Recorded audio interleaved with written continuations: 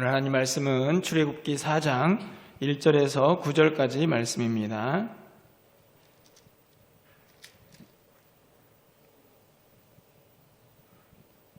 구약성경 85쪽과 86쪽에 있습니다. 출애굽기 4장 1절에서 9절까지 말씀을 한 절씩 교독하고 9절은 함께 읽겠습니다.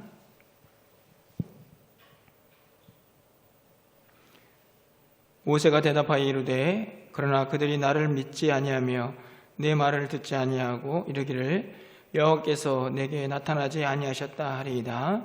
여호와께서 그에게 이르시되 내 손에 있는 것이 무엇이냐? 그가 이르되 지팡이니이다. 여호와께서 이르시되 그것을 땅에 던지라 하시매 곧 땅에 던지니 그것이 뱀이 된지라. 모세가 뱀 앞에서 피하매 여호와께서 모세에게 이르시되 내 손을 내밀어 그 꼬리를 잡으라. 그가 손을 내밀어 그것을 잡으니 그의 손에서 지팡이가 된지라. 이는 그들에게 그들의 조상의 하나님 곧 아브라함의 하나님 이삭의 하나님 야곱의 하나님 여호와가 내게 나타난 줄을 믿게 하려 함이라 하시고, 여호와께서 또 그에게 이르시되 내 손을 품에 넣어라 하시매 그가 손을 품에 넣었다가 내어보니 그가 손에 나병이 생겨 눈같이 된지라. 이르시되 내 손을 다시 품에 넣으라 하시매 그가 다시 손을 품에 넣었다가 내어보니 그의 손이 본래의 살로 되돌아왔더라. 여호와께서 이르시되 만일 그들이 너를 믿지 아니하며 그 처음 표적의 표징을 받지 아니하여도 나중 표적의 표징은 믿으니라. 9절입니다. 그들이 두 이적을 믿지 아니하며 내 말을 듣지 아니하거든 너는 나일 강물을 조금 떠다가 땅에 부으라. 내가 떠온 나일 강물이 땅에서 피가 되리라. 아멘. 할렐루야. 우리 1월 셋째 주일 또 하나님 앞에 나와서 예배하는 우리 모든 성도님들을 환영하고 축복합니다. 성도님들이 또 교회에서 또 가정에서 함께 영상으로 예배를 드리고 있습니다. 어디 있든지 간에 우리의 마음이 전심을 다하고 또 진심으로 하나님 앞에 나아가는 복된 시간이 될 수 있었으면 좋겠습니다. 여러분들은 어떨 때 두려움을 느끼십니까? 물론 개인적으로 또 상황과 또 여러 가지 환경에 따라서 그 시간이 달라질 수도 있겠지만 저는 신앙적으로 볼 때에 제 삶에 큰 두려운 시간이 2번 있었다라고 생각이 됩니다. 첫 번째로는 제가 목사 안수를 받을 때인데요. 물론 설렘과 기대도 있었지만 이 귀한 사명을 잘 감당해낼 수 있을까 하는 그 두려움이 제 안에 가득했던 기억이 있습니다. 또 한 번의 두려움은 제가 멜류관교회의 담임 목사가 되는 시간이었습니다. 그때도 역시나 이 귀한 사명을 잘 감당해낼 수 있을까 하는 두려움이 제 안에 일었던 그런 기억이 있습니다. 제가 두려움을 갖는 순간들을 돌아보면 보통 내가 그 일을 잘 감당해낼 수 있을까? 내 힘으로는 그 일을 감당해낼 수 없을 것 같다라는 생각이 들 때 제 안에 두려움이 있었던 것을 발견하게 됩니다. 여러분은 어떠신가요? 여러분 마음속에 그런 두려움이 생겨났을 때 여러분은 어떻게 보통 하시는 편입니까? 두려우니까 하지 말자 이렇게 포기하는 편이신가요? 아니면 그래도 한번 해보자 라고 적극적으로 나서는 편이십니까? 만약에 여러분이 두려워하고 힘들어하고 있는 그 일이 하나님께서 꼭 여러분이 해 주었으면 좋겠다라고 원하는 일이라고 하면 또 여러분은 어떻게 반응을 하시겠습니까? 오늘 본문에 보면 한 인물이 등장하는데요. 모세라는 인물입니다. 우리가 잘 알고 있는 사람이죠. 오늘 모세도 동일하게 그런 두려움 앞에 서 있다라는 생각이 듭니다. 모세는 장인 이드로의 양들을 열심히 잘 치면서 그렇게 하루하루를 보내고 있었습니다. 그런 모세를 하나님께서 부르셔서 이스라엘 백성들을 출애굽시키고 그들을 약속의 땅으로 인도해내야겠다. 내가 너를 사용해야겠다라고 부르시죠. 그 부르심의 내용이 3장부터 4장까지 계속 이어지고 있습니다. 특별히 우리 3장 9절부터 10절까지의 말씀을 보면 이렇게 기록하고 있습니다.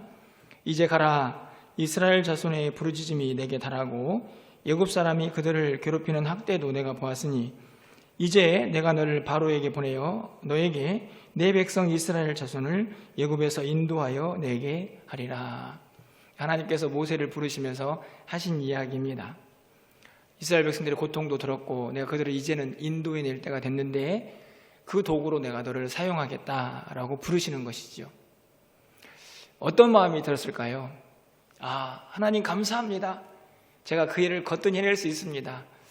이렇게 반응을 했으면 참 좋았겠지만 모세는 그렇지 않은 것 같습니다. 몹시 두렵고 떨리는 마음으로 하나님 앞에서 이런저런 이야기를 하고 있는 것을 오늘 3장과 4장에 있는 말씀을 통해서 볼 수가 있습니다. 오늘은 모세가 하나님 앞에서 이 부르심 앞에 어떻게 반응하고 있는지, 또 하나님은 그를 어떻게 설득하고 있는지를 함께 좀 먼저 살펴보려고 합니다. 출애굽기 3장 11절에 모세를 부르시는 하나님 앞에 모세가 이렇게 반응을 하죠. 모세가 하나님께 아뢰되 내가 누구에게 바로에게 가며 이스라엘 자손을 애굽에서 인도하여 내리까. 내가 누구이기에 라는 말씀은 내가 어떤 사람입니까? 라고 하는 자신의 정체성을 묻는 말이 아니고 나는 그런 능력이 없는 사람이라는 의미입니다. 다시 말하면 나는 그런 깜이 못 됩니다 라는 말이라고 할 수 있습니다. 이 말씀을 새 번역은 이렇게 번역합니다. 모세가 하나님께 아뢰었다. 제가 무엇이라고 감히 바로에게 가서 이스라엘 자손을 이집트에서 이끌어 내겠습니까? 제가 감히 무엇이라고? 저는 하나님 그런 능력이 없습니다. 어떻게 저에게 그런 일을 맡기십니까? 라고 하는 반응이 모세의 반응이죠. 하나님께서 모세에게 바로 이어지는 12절 말씀을 통해서 이렇게 대답하십니다. 3장 12절 말씀입니다. 하나님이 이르시되 내가 반드시 너와 함께 있으리라. 내가 그 백성을 애굽에서 인도하여 낸 후에 너희가 이 산에서 하나님을 섬기리니 이것이 내가 너를 보낸 증거니라. 하나님께서 제가 감히 어떻게 그 일을 합니까? 라고 말하는 모세에게 반드시 내가 너와 함께 하겠다. 이렇게 약속을 하십니다. 다시 말하면 모세 너는 능력이 없지만 내 능력이 너와 함께 할 것이다 라는 하나님의 약속이죠. 모세는 계속해서 하나님께 묻습니다. 3장 13절 말씀입니다. 모세가 하나님께 아뢰되 내가 이스라엘 자손에게 가서 이르기를 너희의 조상의 하나님이 나를 너희에게 보내셨다 하면 그들이 내게 묻기를 그 이름이 무엇이냐 하리니 내가 무엇이라고 그들에게 말하리이까. 두 번째 모세의 마음속에 일어났던 궁금증은 하나님, 그러면 나를 보낸 하나님은 누구라고 제가 가서 이야기를 해야 합니까? 라고 묻는 것입니다. 나는 능력이 없는데 나를 보내신 그 하나님은 뭐라고 그들에게 설명할 수 있을까요? 라고 묻는 것이죠. 그때 우리가 잘 알고 있는 말씀을 하나님께서 모세에게 하십니다. 출애굽기 3장 14절 말씀이죠. 하나님이 모세에게 이르시되 나는 스스로 있는 자니라. 또 이르시되 너희 이스라엘 자손에게 이같이 이르기를 스스로 있는 자가 나를 너희에게 보내셨다 하라. 여러분, 이 스스로 있는 자라는 말씀은 누구의 도움도 없이 스스로 존재하는 분이라는 의미죠. 더 쉽게 말하면 절대자라는 말씀입니다. 그 절대자가 되시는 하나님께서 그분의 능력, 그분의 생각, 그리고 또 그분의 뜻, 그것을 우리 인간은 다 이해할 수 없는 분이시죠. 하나님께서 모세에게 말씀합니다. 나는 스스로 있는 자다. 이스라엘 백성들이 누가 너를 보내냐고 물으면 그렇게 답하라고 하나님의 이 성품, 속성을 분명하게 모세에게 또 그 백성들에게 가르쳐주고 계십니다. 모세는 그럼에도 불구하고 별로 갈 마음이 없었던 것 같습니다. 오늘 본문의 말씀이죠. 4장 1절에서 또 이렇게 하나님께 묻습니다. 모세가 대답하여 이르되 그러나 그들이 나를 믿지 아니하며 내 말을 듣지 아니하고 이르기를 여호와께서 내게 나타나지 아니하셨다 하리이다. 세 번째 모세의 항변은 그럼에도 불구하고 이스라엘 백성들이 저를 믿지 못하면 어떻게 합니까? 하나님께서 스스로 있는 자라고 가르쳐 주셨는데 그 말을 그 백성들이 듣지 않으면, 믿지 않으면 어떻게 합니까? 라고 또 하나님께 묻지요. 하나님께서 모세에게 표징을 보여주십니다. 바로 2절 말씀입니다. 여호와께서 그에게 이르시되 내 손에 있는 것이 무엇이냐? 그가 이르되 지팡이니이다. 모세가 들고 있던 지팡이를 땅에 던지게 하십니다. 그 지팡이가 뱀이 되었습니다. 모세가 무서워했습니다. 다시 그 꼬리를 잡으라고 하십니다. 잡았더니 다시 지팡이가 되었습니다. 놀라운 이적이 나타난 것이죠. 하나님께서는 또 한편의 표징을 보여주십니다. 6절 말씀입니다.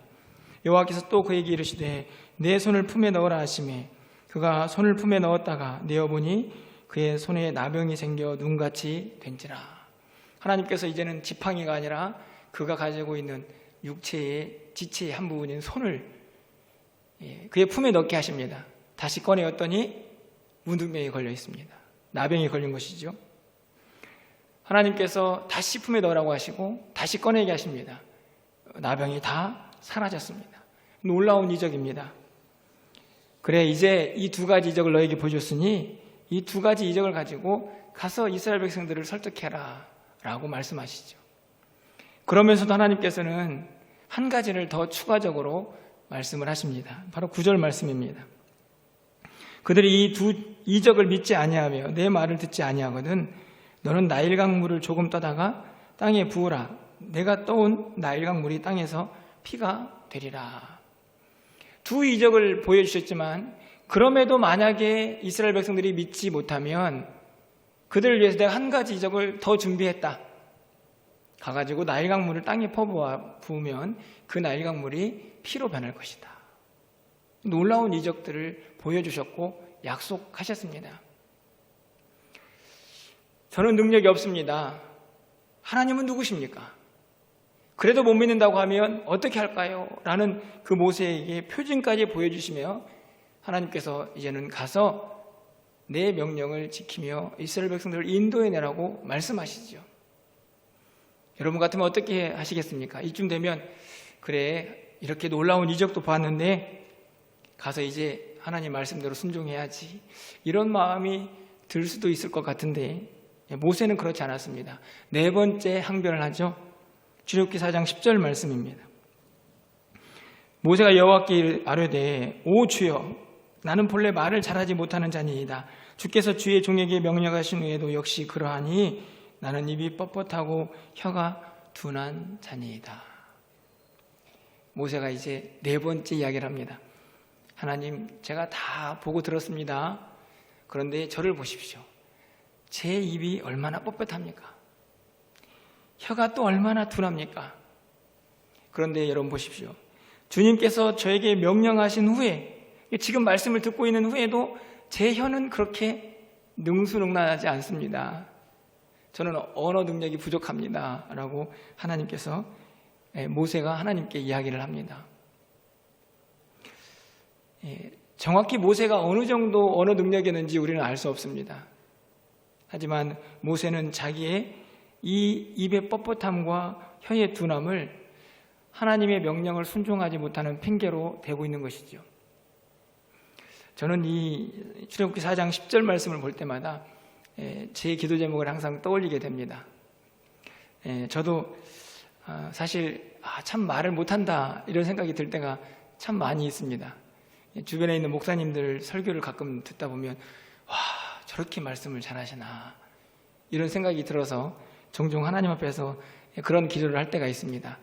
하나님, 저는 이렇게 말을 못하는데 좀 말 좀 잘하게 좀 해주세요. 이런 기도를 할 때가 있는데요. 오늘 모세가 꼭 제 모습 같습니다. 하나님께서 그 모세에게 4장 12절에서 이렇게 말씀하십니다. 우리 4장 12절은 좀 우리 성도님들과 함께 좀 읽어보고 싶은데요. 우리 출애굽기 4장 12절 화면을 보시거나 우리 성경책을 가지고 함께 읽어보겠습니다. 읽습니다. 이제 가라. 내가 내 입과 함께 있어야 할 말을 가르치리라. 아멘. 앞에서는 차근차근 하나님께서 말씀을 하시더니 좀 답답하셨던 것 같습니다. 네 번째 항변에서 하나님이 답하실 때는 야, 이제 좀 가. 이제 가라. 저는 이런 명령보다도 하나님의 조금 뭐랄까요? 아쉬움이 묻어납니다. 이제 좀 가. 네가 나에게 물을 만큼 물었고 답을 할 만큼 하지 않았냐? 이제 좀 가야 될 때가 되지 않았냐? 이런 말씀으로 제게 느껴집니다. 그러면서 말씀하지요. 내가 네 입과 함께 하겠다. 그래서 필요한 말을 내가 다 하게 해줄 테니까 네 어느 능력에 부족함은 다 필요 없다. 이렇게 말씀을 하십니다. 그런데 모세는 가지 않습니다. 한 번 더 이야기를 합니다. 바로 4장 13절 말씀이죠. 모세가 이르되 오 주여 보낼 만한 자를 보내소서. 이게 무슨 말인가요? 여러분이 느끼기에 이 5절 13절 말씀 5번째 항변은 어떻게 느껴지십니까? 이 말은 다른 말이 아니고 저는 못 갑니다. 저는 자격이 안 되니까 다른 사람 보내세요. 이 말 아닙니까? 보낼 만한 자를 보내십시오. 저는 자격 안 되고 능력 안 되고 그러니 제발 좀 다른 사람 보내주십시오 라는 말입니다. 앞에서 첫 번째, 두 번째, 세 번째, 네 번째까지 한 항변은 저는 이 5번째 항변을 하기 위한 모세의 핑계는 아니었을까 생각합니다. 처음부터 하나님의 부르심 앞에서 모세는 자신이 없었습니다. 두려웠습니다. 그래서 맨 마지막 이 5번째 이야기를 하고 싶었던 거죠. 하나님 제발 보낼 만한 사람 보내주세요. 저 아시잖아요. 저 그런 감 안 됩니다. 하나님께서 모세에게 또 말씀하십니다. 4장 14절 말씀이죠. 여호와께서 모세를 향하여 노하여 이르시되 내 사람 내 형 아론이 있지 아니하냐. 그가 말 잘하는 것을 내가 아노라. 그가 너를 만나러 나오나니 그가 너를 볼 때에 그의 마음에 기쁨이 있을 것이라. 아론을 소개하죠. 그 형 말 잘하지 않느냐? 너랑 함께 보내줄게. 그런데 오늘 이 14절 말씀에서는 하나님께서 모세를 향하여 노하십니다. 화가 나셨어요. 그렇게 가라고 몇 번이나 얘기했는데 계속 엉뚱한 이야기만 하고 있으니 하나님이 답답하신 겁니다. 그래서 바로 이어지는 15절 말씀에서 이렇게 말씀하죠. 너는 그에게 말하고 그의 입에 할 말을 주라. 내가 내 입과 그의 입에 함께 있어서 너희들이 행할 일을 가르치리라.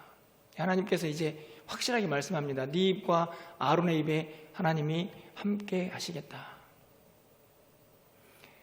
사실 여러분 하나님께서 아론을 왜 붙이셨을까 이런 생각이 듭니다. 물론 말씀을 보면 분명히 아론이 말을 잘하기 때문이죠. 그런데 실제적으로 이미 말 잘하게 하겠다고 하시는 약속은 4번째 항변에서 하나님이 하신 것입니다. 하나님께서 모세에게도 충분히 말할 능력을 주시겠다고 그 입에 함께 하시겠다고 말씀하셨죠. 아론은 말 잘하는 동역자로 보이는 게 아니고 어찌 보면 그의 사역에서 큰 힘과 위로가 되는 동역자로 아론을 붙여주신 것은 아닌가라는 생각이 들게 됩니다. 어쨌거나 여러분 이 5번의 항변과 하나님의 대답을 통해서 여러분은 모세가 어떻게 생각이 되십니까? 한심해 보이십니까? 아니면 이해가 되십니까? 저는 개인적으로 좀 이해가 됩니다. 모세가 지금 하나님 앞에서 부름을 받을 때 나이가 몇 살인가요? 출애굽기 7장 7절에 가보면 모세가 바로 앞에 섰을 때에 80세, 그러니까 80세에 하나님 앞에 부름을 받습니다. 적은 나이가 아니죠. 모세가 애굽에서 뛰쳐나가가지고 광야로 나갔을 때가 40살입니다. 다시 말하면 40년 동안 광야 생활에 이제 익숙해지고 일과도 이루고 적응할 만한 시간이 된 것이죠. 게다가 나이는 먹을 만큼 먹었습니다. 아니 왜 하필 지금 저를 부르십니까? 충분히 말할 수 있죠. 게다가 그 당시에 이집트, 애굽이 얼마나 강성했습니까? 그 막강한 바로의 군대들을 물리치고 어떻게 이스라엘 백성들을 인도해냅니까? 아니 어떻게 그 많은 이스라엘 백성들을 또 이끌고 광야를 건너 약속의 땅을 가겠습니까? 아무리 생각해봐도 모세는 자기 힘으로 그것을 감당할 수 없다고 생각이 든 것입니다. 두려웠던 것이죠. 그런데 여러분, 왜 하나님은 모세를 놓지 않으시는 겁니까? 아니 보낼 만한 사람 보내세요. 이렇게 말하는 모세를 보면서 하나님은 왜 모세를 계속 놓지 않으시는 걸까요? 여러분 어떻게 생각하십니까? 여러분은 이 질문에 답을 가지고 계시나요? 모세는 이미 40년 동안 애굽에서 생활을 했죠. 그래서 애굽 생활을 잘 알고 있기 때문에 그리고 광야도 잘 알고 있기 때문에 모세를 선택했다라고 할 수도 있습니다. 물론 맞는 이야기입니다. 하지만 정말 모세가 이스라엘 백성들을 출애굽시키고 광야 생활을 하는 동안에 그의 능력으로 그 일을 감당했습니까? 그렇지 않죠. 더 쉽게 말하면 모세가 아닌 누구라도 하나님이 함께 하시면 그 일을 감당할 수 있었을 것입니다. 그런데 왜 모세여야 했을까요? 왜 하나님은 보낼 만한 사람을 보내라고 하는 그 모세를 버리지 않고 계속 그를 붙잡고 그의 사명을 맡기고 있는 것입니까? 아무리 생각을 하고 답을 찾아보아도 저는 개인적으로 이 대답밖에 나오질 않습니다. 그냥 하나님의 마음인 것입니다. 하나님이 그냥 모세 네가 그 일을 해줬으면 좋겠다라고 생각하시는 것이죠. 그래서 이런저런 하나님 앞에 질문을 던지면서 어떻게 해서든지 그 자리를 모면해 보려고 하는 그 모세를 끝까지 붙잡으시는 겁니다.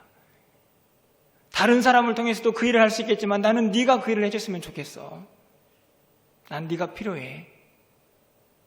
너 자격 없고 무능하다고 말하지만 그냥 나는 네가 그 일을 해줬으면 좋겠다.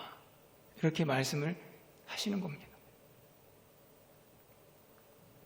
저는 우리의 구원도 마찬가지라고 생각이 듭니다. 우리가 무슨 자격이 있습니까? 우리가 무슨 능력이 있나요? 그런 능력과 자격으로 우리가 하나님의 자녀가 되었다고 하면 우리는 과연 하나님의 자녀가 될 수 있는 존재들입니까? 하나님께서 그냥 우리를 부르셨죠. 조건 없이. 자격은 안 되지만 내가 너를 하나님의 나의 자녀로 삼겠다라고 부르신 겁니다.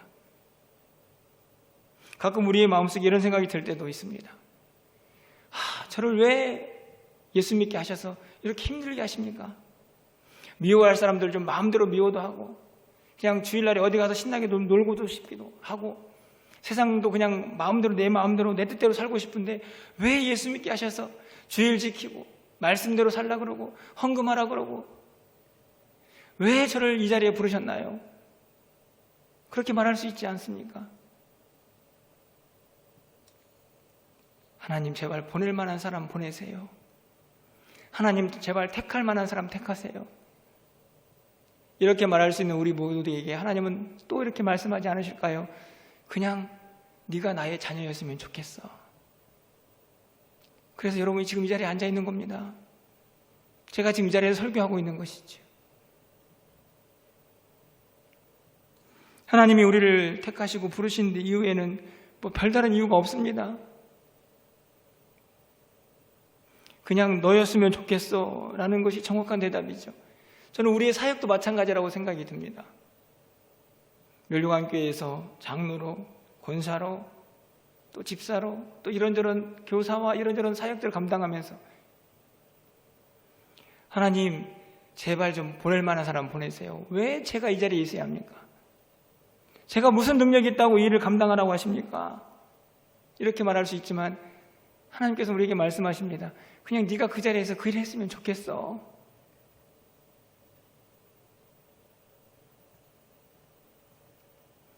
종종 저 자신도 그렇게 하나님께 물을 때가 있어요.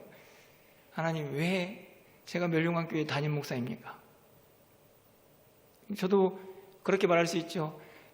하나님 정말 보낼 만한 사람 보내시죠. 근데 저는 동일하게 말씀을 통하여 제 마음속에 새기게 됩니다. 그냥 네가 그 일을 해줬으면 좋겠어. 네가 그 자리에서 그 일을 감당했으면 좋겠어. 그게 하나님이 우리를 향한 마음이죠. 우리가 대단히 능력이 있어서 그럴 만한 자격이 있어서 이 자리에 우리를 부르신 게 아닙니다. 그냥 하나님의 절대적인 주권과 그의 뜻 안에서 그냥 네가 그 자리에 있었으면 좋겠다.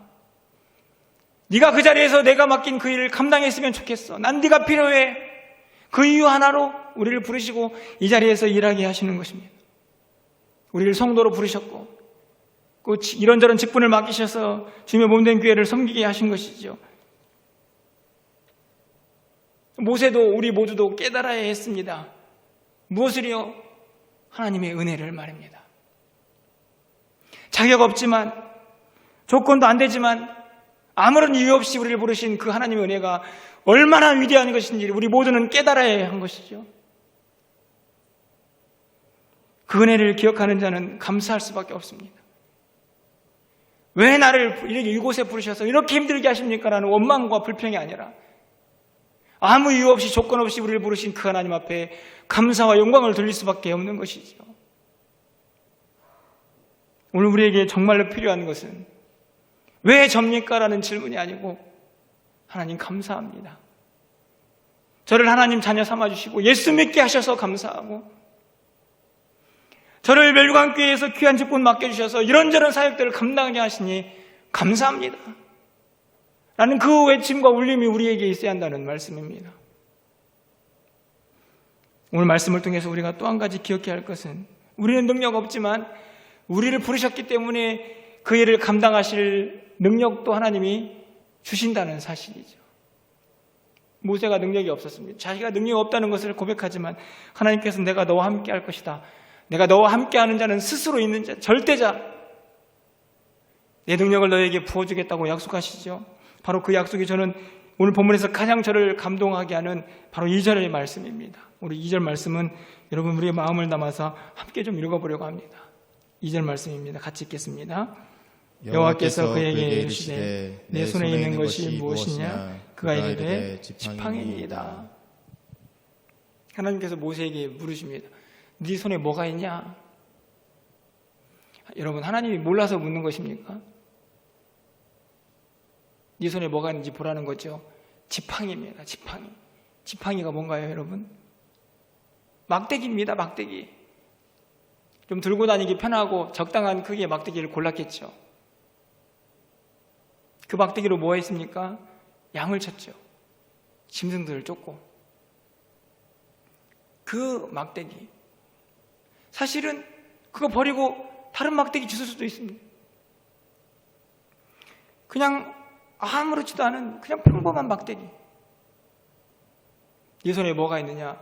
예, 이 지팡이 하나 있네요. 여러분, 그런데 그 지팡이가 어떤 지팡이입니까? 그 지팡이가 모세의 지팡이가 아니고 하나님의 지팡이가 되죠. 다시 말하면 하나님의 능력이 그와 함께하는 분명한 징표가 그 지팡이가 되는 것입니다. 여러분 출애굽기 4장 20절 말씀을 가서 보실까요? 모세가 그의 아내와 아들들을 나귀에 태우고 애굽으로 돌아가는데 모세가 하나님의 지팡이를 손에 잡았더라. 모세가 하나님의 지팡이를 손에 잡았습니다. 누구의 지팡이입니까? 이 지팡이가 누구의 지팡이입니까? 모세의 지팡이죠. 모세가 잡고 있는 겁니다. 그런데 지금 오늘 성경은 뭐라고 얘기합니까? 그 두렵고 떨리는 마음으로 애굽을 향하는 그에게 붙잡혀 있는 것은 모세의 지팡이가 아니고 하나님의 지팡이였던 것이죠. 하나님이 함께 하시는 능력의 지팡이가 그와 함께 했습니다.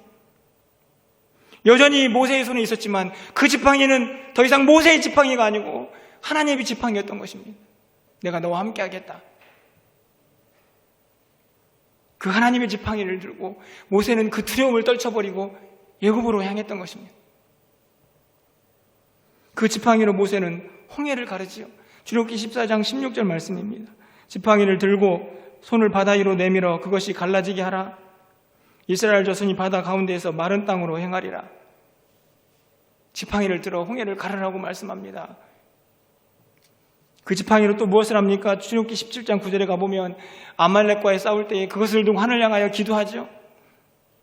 모세가 여호수아에게 이르되 우리를 위하여 사람들을 택하여 나가서 아말렉과 싸우라. 내일 내가 하나님의 지팡이를 손에 잡고 산 꼭대기에 서리라. 하나님의 지팡이를 손에 잡고 내가 너희를 위하여 기도하겠다. 아말렉이 아무리 강할지라도 그 지팡이 함께 하시는 하나님이 그 싸움을 이기게 하실 것이라는 믿음이 모세에게 있게 됩니다. 하나님의 지팡이를 가진 자의 은혜지요. 그 지팡이로 민수기 20장 11절에 가보면 이렇게 기록합니다. 모세가 그의 손을 들어 그의 지팡이로 반석을 2번 치니 물이 많이 솟아나오므로 회중과 그들의 짐승이 마시니라. 광야에서 목이 말라 어찌할 바를 모르는 이스라엘 백성들에게 모세는 그 지팡이로 반석을 쳐서 물을 냅니다. 누구의 지팡이이기 때문에 가능한 일입니까? 모세의 손에 들려 있지만 하나님의 지팡이였기 때문에 가능한 일입니다. 모세는 무능하죠. 능력이 없습니다.